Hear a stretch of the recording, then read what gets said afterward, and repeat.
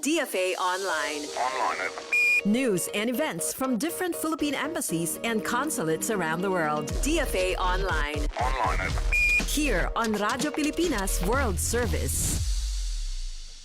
Good day, I am Win Peñano with today's DFA Online.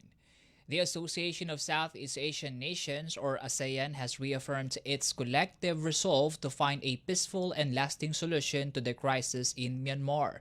The commitment was made during an informal meeting on the implementation of ASEAN's five-point consensus held on the sidelines of ASEAN meetings in Cebu City on Wednesday. Foreign Affairs Secretary Maria Teresa Lazaro, the Philippine ASEAN Chair's special envoy to Myanmar, led the consultations among senior Southeast Asian diplomats. In a post on X, Lazaro said member states discussed ways forward and stressed that any solution must be Myanmar-owned and Myanmar-led. The meeting followed Myanmar's recent elections, which critics have dismissed as a sham, and comes ahead of the ASEAN Foreign Ministers' retreat on January 29. ASEAN officials said discussions on recognizing the election results are still ongoing. DFA Online. Here on Radyo Pilipinas World Service. In our news, the Association of Southeast Asian Nations, or ASEAN, has called on the United Nations Security Council to act in an efficient and non-selective manner in upholding international law.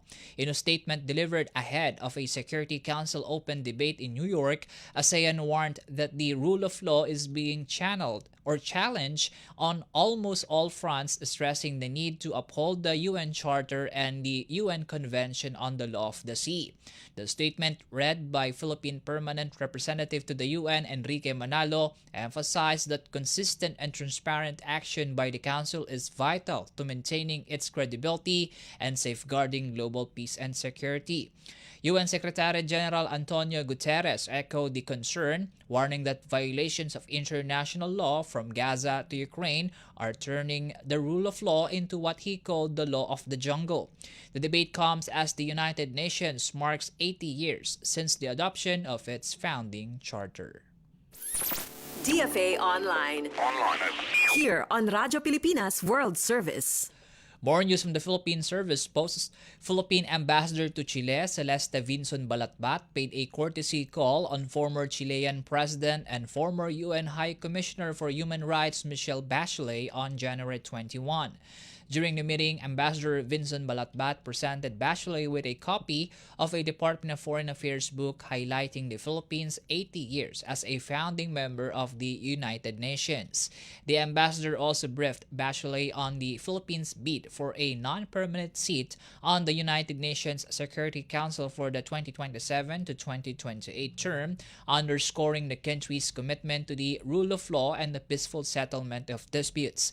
Bachelet, a former head of UN Women, reaffirmed her continued advocacy for women's rights and empowerment. Both leaders also recalled Bachelet's state visit and participation in the APEC summit in the Philippines in 2015. DFA Online. Here on Radyo Pilipinas World Service. And in Oman, the Philippine Embassy in Oman brought Filipino culture to the spotlight with Pilipinas on Stage, held at Al Kurum Natural Park on January 23 as part of the Muscat Nights 2026 Cultural Festival. The event drew hundreds of festival goers and showcased Filipino talent through traditional dances such as singkil and maskara, modern dance performances, and renditions of original Filipino music by Filipino performers in Oman. The program opened with a festive parade led by Philippine Chargé d'Affaires Joanna V. Arbado, joined by embassy personnel, performers, and members of the Filipino community. Pilipinas on Stage complemented the Philippine Pavilion, which featured products and services by Filipino small and medium enterprises. The embassy said the event highlighted the richness of Filipino culture and the creativity of the Filipino community in Oman, with strong in-person and online engagement.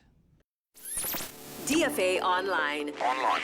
Here on Radyo Pilipinas World Service. And that wraps up today's DFA Online. For Radyo Pilipinas World Service, I am Win Peñano. Good day. DFA Online. News and events from different Philippine embassies and consulates around the world. DFA Online. Here on Radyo Pilipinas World Service.